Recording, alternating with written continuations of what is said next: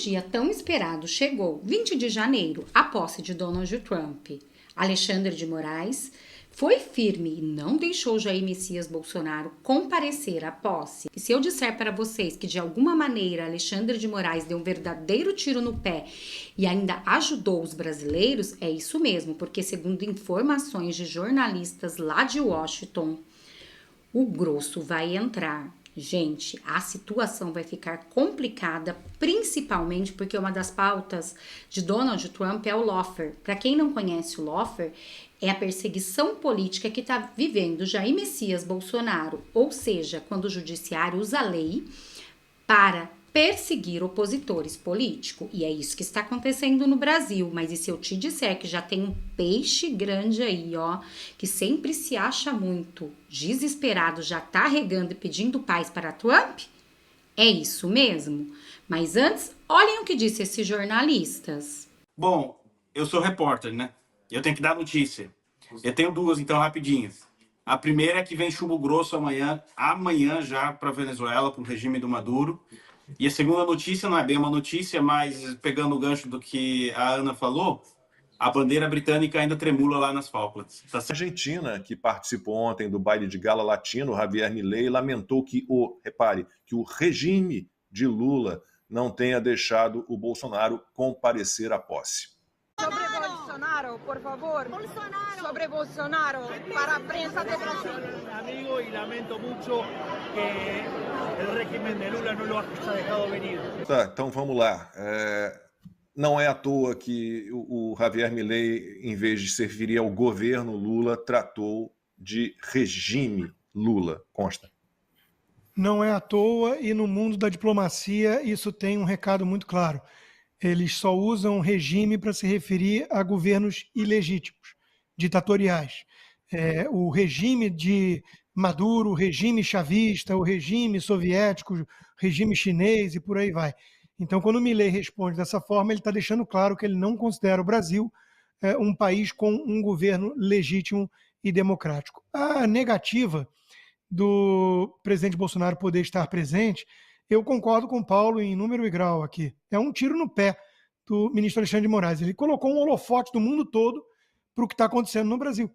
E por que ele fez isso? Algumas pessoas até podem considerá-lo uma grande mente do mal, né? Um megamente, alguém que está sempre articulando e jogando xadrez, 4D. Eu acho que ele age muito mais por instinto e que não necessariamente são instintos saudáveis, né? Muito mais por inveja, picuinha, desejo de externar o seu poder e por aí vai, do que qualquer coisa. E dessa maneira ele acaba, sim, dando corda que pode ser usada na frente para enforcá-lo. Ele gritou ao mundo todo o que está acontecendo com o Brasil, o que ele pensa em relação ao Bolsonaro ter que negar um convite do Trump, que não é um convite para qualquer um, né? Vamos combinar. Aliás, eu achei graça, um parênteses, a revista Veja perguntando, entenda por que o Lula não estará na posse do Trump. Pô, o Lacombe aqui no primeiro instante do programa já respondeu, o Lula não foi convidado, ponto. Próxima pergunta, né? Não foi convidado. O Lula está muito bem com o Maduro, ele pode ir para qualquer evento na China que ele quiser, levar Cuba para o BRICS, receber navios, sabe-se lá com o que dentro do Irã, no Brasil. No eixo do mal, o Lula está bem para burro, tem tapete vermelho e ele estende tapete vermelho no Brasil e obriga Forças Armadas a prestar continência para ditador e narco-guerrilheiro, mas no mundo livre ocidental, cada vez mais a turma percebe que o Brasil está na mão de um regime corrupto, ilegítimo, aliado ao eixo do mal e antidemocrático. Isso está repercutindo, é só o começo. O Paulo também disse, né, o Trump chegando lá não resolveu tudo, é o começo de uma batalha, só que dessa vez nós temos um time de primeira, antenado com isso. Maria Elvira Salazar vai assumir a presidência daquele comitê da Câmara do Congresso de Relações Internacionais. Marco Rubio, descendente de cubanos, que chamou na audiência, no hearing dele, para assumir o poderoso chefe de Estado, né, secretário de Estado. Ele disse que a Venezuela está na mão de um narco-regime, de uma ditadura de traficantes, né? Isso tudo vai produzir consequências. A guerra está só começando. e agora a gente tem um peso pesado do nosso lado, e basta ver que as consequências começaram a acontecer antes dele assumir, né? A meta do Zuckerberg mudando o discurso, o Jeff Bezos, FBI, um monte de coisa já se adaptando aí à nova realidade. Como eu disse, tentativa de meu poder de síntese, né? Acabou a palhaçada, ou se preferirem, não sei se o Franco já levantou aí, hoje eu estou num estilo mais descolado, depois a Ana puxa minha orelha, mas Tirem acabou. as crianças da sala. Tira, vai, eu não vou falar então, só mostra a imagem. Tá aí, pronto. A Tarja está cobrindo. Pode tirar a Tarja, vai. Aí. Pronto. Deixa para lá. Volta a Tarja, rápido. É isso. E sobre o convite ao Jair Bolsonaro para participar da posse e a proibição, a decisão do Alexandre de Moraes de negar a entrega do passaporte, né, isso foi notícia no mundo inteiro. Eu li notícia em jornal alemão, em jornal suíço-alemão, em vários jornais americanos. Está todo mundo falando desse assunto, né? Agora, Ana, a gente tem que tentar entender o seguinte: no primeiro mandato, né, o Donald Trump ele não olhou assim com tanta atenção para a América Latina, sejamos sinceros. Ele tem muitos problemas internos aqui, domésticos, para resolver. Mas nós temos essa esperança e acreditamos nisso. Ele deve olhar com um pouquinho mais de carinho agora para a América Latina, e talvez em especial para o Brasil, porque é um player, vamos usar a expressão, não gosto muito, mas é um país importante, e um país que, como disse o Consta, está ali colado, né? A gente sabe em quem, em China, em Rússia, com o Irã, com terroristas do Hamas, e com Venezuela, Nicarágua e Cuba. Então, você tem esse sentimento de que vai haver aí um olhar um pouco mais carinhoso para a América Latina, em especial para o Brasil? Com certeza, Lacombe, com certeza absoluta. Até porque eu sempre tento trazer o paralelo, né? Muita gente lá atrás falou, gente, essa mulher está doida. Ela está comparando a aura da administração de Ronald Reagan com Donald Trump. Pois é, mas agora muita gente deu o braço a torcer, porque, imagina, eu tenho um curso sobre história dos Estados Unidos, então, para quem gosta de história e é mergulhado na história americana, as comparações elas são inevitáveis, até no slogan, por exemplo, né? Eu sempre comento que o Donald Trump pegou o Make America Great Again, mas lá em 1980, o Ronald Reagan, o slogan dele era Let's Make America Great Again. E tantas outras coisas que ele puxou da aura, da era Reagan, né? Uma aura de prosperidade, a América forte militarmente, a América forte na economia, o povo americano também de volta com aquele orgulho patriótico, né? Os 3 P's, prosperidade, paz e patriotismo. O Donald Trump trouxe também. Se vocês olharem as postagens do Donald Trump, essa semana mesmo, depois que o Witkoff negociou a soltura dos reféns, né, do Hamas, o Donald Trump foi lá e escreveu exatamente o que Ronald Reagan falava: Peace through strength, paz através da força. E eu estou dando essa volta toda, Lacombe, exatamente porque quando houve o incidente das Falklands, eu não vou nem falar o nome que a esquerda brasileira gosta, é Falklands. A Margaret Thatcher pegou pesado, ela falou, não vai ter nem conversa com essa gente, eu vou entrar pesado ali.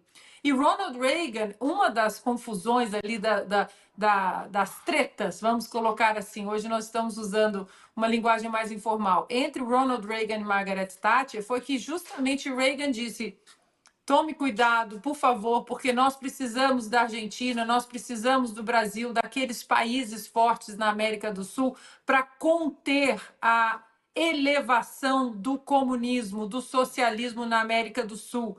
Então, ele pediu muito que Margaret Thatcher fosse um pouco mais soft, um pouco mais leve ali na proteção das Falklands, na invasão, né, no envio de militares. E, claro, Margaret Thatcher, como dama de ferro, deu de ombros, falou assim: olha, Mr. President, gosto muito de você, te admiro muito a sua força, mas eu vou usar exatamente o seu slogan, paz através da força, e não tem conversa, tanto que a história toda acabou, acho que em 54 dias, uma coisa assim, muito rápida. Então, há sempre esse olhar para o Brasil, para a Argentina, para países que são historicamente fortes na América do Sul, em relação a essas ideologias nefastas que insistem em voltar com uma roupagem nova, né? Com perfume novo. O Lula também, né? Voltou com um terninho Ricardo Almeida, paz, né? Ao mercado, mas a gente vê que agora no Lula 3.0 as verdadeiras cores do lulismo, do petismo, elas escancararam. Amizades com ditadores, com o Irã, manda vice-presidente para o parlamento iraniano, para a posse do novo presidente, enquanto o parlamento grita morte à América. Então, há essa preocupação. Eles sabem muito bem, principalmente colocando o Marco Rubio como secretário de Estado, não foi à toa. O Marco Rubio vem de descendência cubana, ele sabe muito bem as veias totalitárias dos cubanos, de Fidel Castro, a família dele sabe disso. Venezuela, Nicarágua, os ditadores da África, eles sabem muito bem. E a maior preocupação agora, de acordo com a minha conversa com alguns assessores, principalmente do Senado americano, é que essa combinação já de um executivo alinhado com esses regimes totalitários, mais o uso do lawfare, que ficou muito conhecido nos últimos 4 anos aqui, isso preocupa demais exatamente os americanos. Lógico, pela longa história de amizade, os laços comerciais também, mas porque eles entendem que o Brasil é um país que comanda, que as pessoas olham também e entendem que é um país exemplo. Então, eu acho que o olhar vai ser muito especial para o Brasil. E, Lacombe, eu só queria trazer um convidado aqui rápido, que eu Por fui lá em favor, eu Londres trouxe, você puxar pode esse também, claro. Fui puxar aqui, ó. Fui puxar o convidado, o Ivan Kleber, com Opa, a Ivan. gente. Falei, Ivan, você vai para Washington comigo para a gente fazer uma cobertura especial. Trouxe ele de Londres, trouxe ele. Vai passar Boa. frio aí, não. Você vai passar frio aqui em Washington. Então, Ivan, tá aí, nossa audiência do 4x4. Uma boa noite a toda a audiência do 4x4, Lacombe, demais convidados. Eu vi que o Constantino também está aí, E né? o Paulo Figueiredo. E o Paulo Figueiredo, um abraço. Bom, eu sou repórter, né? Eu tenho que dar notícia. Eu tenho duas, então, rapidinhas. A primeira é que vem chumbo grosso amanhã já para a Venezuela, para o regime do Maduro. E a segunda notícia não é bem uma notícia, mas pegando o gancho do que a Ana falou, a bandeira britânica ainda tremula lá nas Falklands, tá certo? É isso. Bom programa para vocês e um abraço, uma saudação à audiência. Até mais. Tchau, tchau. Obrigado, Ivan Kleber. Ivan. Recomendo que todos sigam o Ivan Kleber nas redes sociais, traz boas informações. Ele que é baseado em Londres. Paulo, vamos lá então. A gente viu esta semana pessoas próximas ao Donald Trump dizendo que ele está preocupado com estes países como o Brasil, que tem implementado uma perseguição política com o uso de tribunais. E ele pessoalmente sabe bem o que é isso, porque o próprio Donald Trump sofreu, acho que agora vão dar um tempo, né, porque ele foi eleito, mas ele sofreu esse tipo de perseguição. Então, o que você acha que pode ter de consequências para o Brasil a partir de toda a visão dessa perseguição política que a gente tem no Brasil? Eu acho que é um assunto com muitas nuances, né? Primeiro, a Ana citou bem, nós temos um secretário de Estado latino, o que mostra um pouco da mudança do eixo de preocupações do governo dos Estados Unidos, né? Não está no Oriente Médio, como já esteve, não está na Rússia, como já esteve, não está nem na China especificamente, mas trouxe alguém descendentes de cubanos, então que tem bastante preocupação, principalmente um tema muito forte para ele é justamente a questão do comunismo. É uma pessoa que fala sobre Foro de São Paulo e uma pessoa bastante preocupada com o eixo comunista da América do Sul, esse que tem gente que diz que não existe e tem gente que assume que é comunista. Então, Marco Rubio é uma pessoa bastante alinhada nesse sentido. Por outro lado, nós temos que ter as expectativas ajustadas, né? Muita gente não pode achar que o Trump é o presidente amanhã, então vai cancelar imediatamente o visto do Alexandre, vai sancionar, vai botar a ditadura brasileira para fora. porque não é assim. Não é assim que a banda toca, né? Nós temos um governo novo entrando, com muitas mudanças dentro da administração, pessoas que vão chegar agora, políticas públicas que precisam ser formuladas, ainda não há escolha, por exemplo, hoje eu apurei isso, ainda não há escolha para quem será o próximo embaixador do Brasil. Nós não temos ainda uma política muito definida em relação ao Brasil.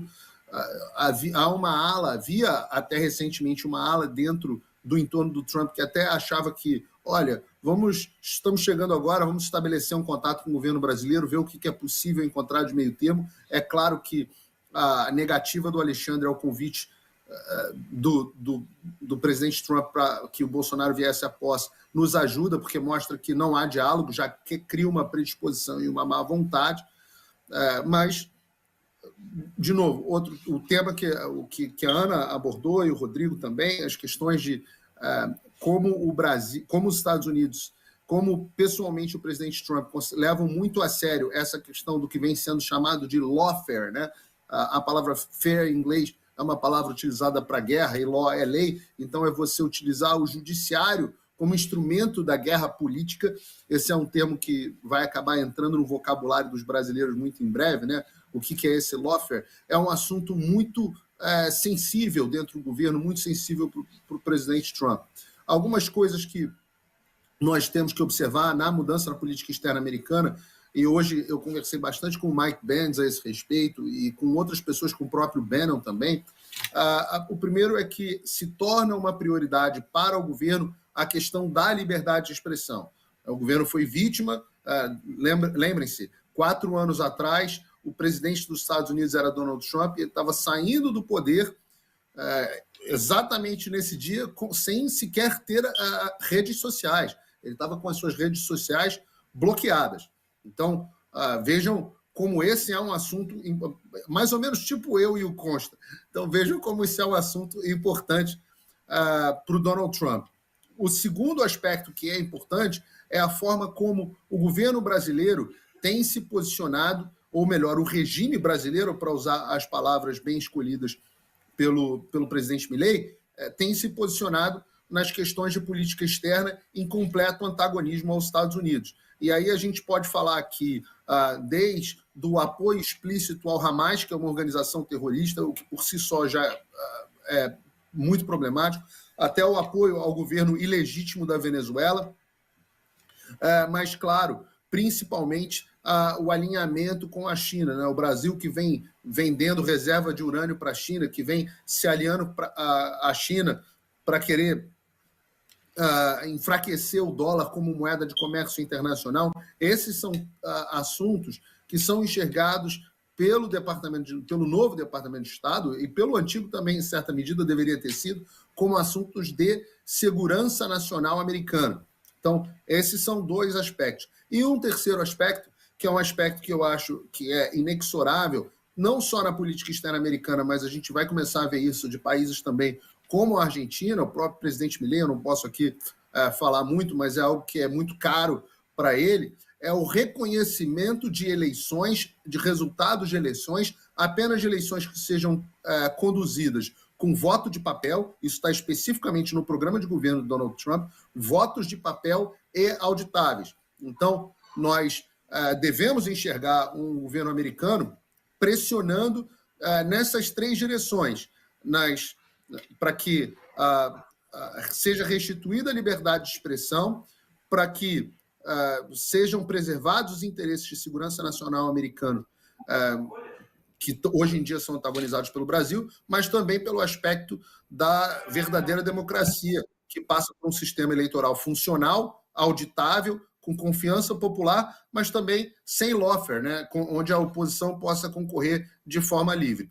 Caso essas 3 políticas americanas sejam antagonizadas, isso não acontecerá imediatamente, mas acontecerá ao longo do tempo, podemos ter, sim, diversas medidas sendo impostas, que vão desde medidas suaves, como, por exemplo, o cancelamento do visto de entrada de certas autoridades, como, por exemplo, os ministros do Supremo Tribunal Federal, o nosso Procurador-Geral da República, pessoas que estejam violando os direitos humanos e violando a democracia. Podemos ter sanções financeiras que vão desde sanções a ativos pessoais destes no exterior, proibições de transações financeiras utilizando o sistema financeiro internacional, etc., até mesmo, em último caso, sanções ao próprio país, que é algo que a gente quer muito evitar, viu, Lacombe? É algo que a gente espera que não aconteça.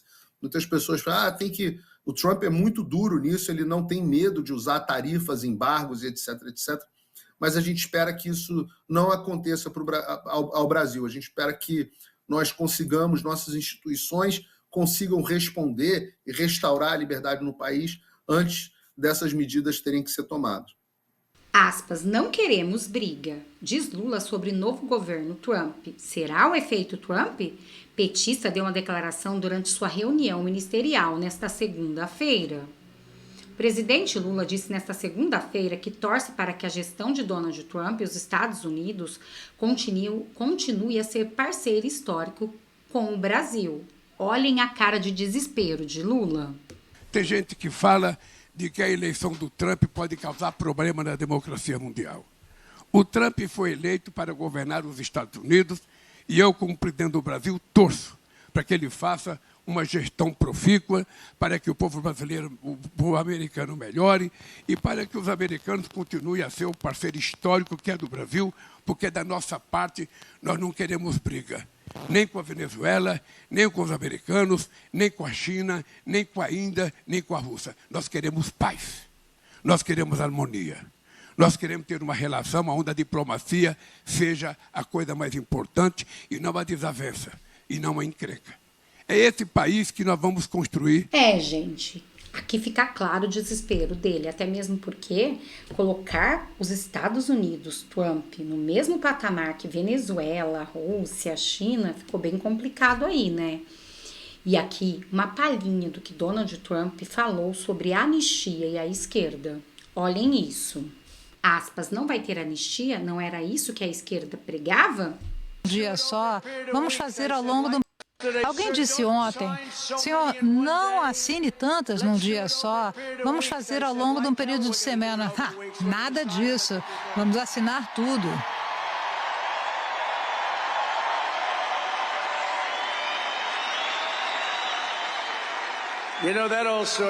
Você se lembra, vamos fazer mais tarde, aí nunca vai ser feito, não, vamos fazer tudo amanhã. E teremos muitas coisas para assinar no futuro, nem precisamos se preocupar, não vai parar. Mas nós vamos parar com a ideia de inclusão e diversidade em todo o governo, no setor privado, e vamos devolver ao nosso país o sistema de meritocracia. A Corte Suprema disse que os Estados Unidos pode seguir o sistema de meritocracia, que foi o que nos tornou grande para começo de conversa. Foi um grande acordo, uma grande decisão da nossa Suprema Corte. E você está focando na área de personalidade, competência e qualificação em todas as decisões de contratação.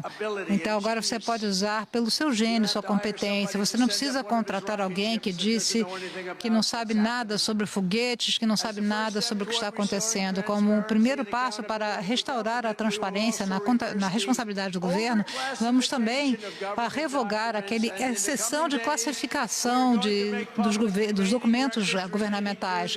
Vamos abrir os registros relacionados ao assassinato do presidente John F. Kennedy e seu irmão Robert Kennedy, assim como ao Dr. Martin Luther King Jr. e outros tópicos de grande interesse público.